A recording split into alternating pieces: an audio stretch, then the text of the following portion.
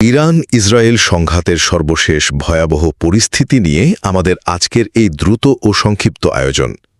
যমুনা টিভির একটি রিপোর্ট অবলম্বনে তৈরি এই পর্বে আমরা জানব ঠিক কিভাবে একটি পরমাণু কেন্দ্রে হামলার জেরে ইসরায়েলে স্মরণকালের সবচেয়ে ভয়াবহ ও ধ্বংসাত্মক পাল্টাপাল্টি মিসাইল হামলার ঘটনা ঘটেছে, যা রীতিমতো পুরো বিশ্বকে ভাবিয়ে তুলেছে। তো প্রথমত আসা যাক ঘটনার সূত্রপাতে। ভাবুন তো, ঈদের দিন মার্কিন ইসরায়েল যৌথ বাহিনী ইরানের নাতানস পরমাণু কেন্দ্র সহ তেহরান, কারাজ এবং ইস্ফাহানে হঠাৎ হামলা চালাল। তবে ইরান নিশ্চিত করেছে যে সেখান থেকে কোনো তেজস্ক্রিয় পদার্থ ছড়ায়নি।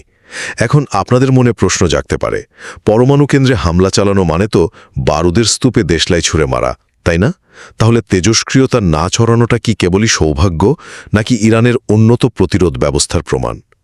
এরপর দ্বিতীয়ত, এই ঘটনার সরাসরি ফলাফল হিসেবে আসে ইরানের তীব্র পাল্টা জবাব। নাতানসে হামলার প্রতিশোধ নিতে ইরান রাতভর ইসরায়েলের কয়েক স্তরের আকাশ প্রতিরোধ ব্যবস্থা ভেদ করে মিসাইল ও ড্রোন হামলা চালায়। সবচেয়ে বড় টার্গেট ছিল দক্ষিণাঞ্চলীয় শহর ডিমোনা, যেখানে ইসরায়েলের নিজস্ব গুরুত্বপূর্ণ পারমাণবিক কেন্দ্র অবস্থিত। একটু ভাবুন তো, ইসরায়েলের সেই বহু স্তরের দুর্ভেদ্য আকাশ প্রতিরোধ ব্যবস্থা কিভাবে এত সহজে ভেদ করে ফেলল ইরানি মিসাইল।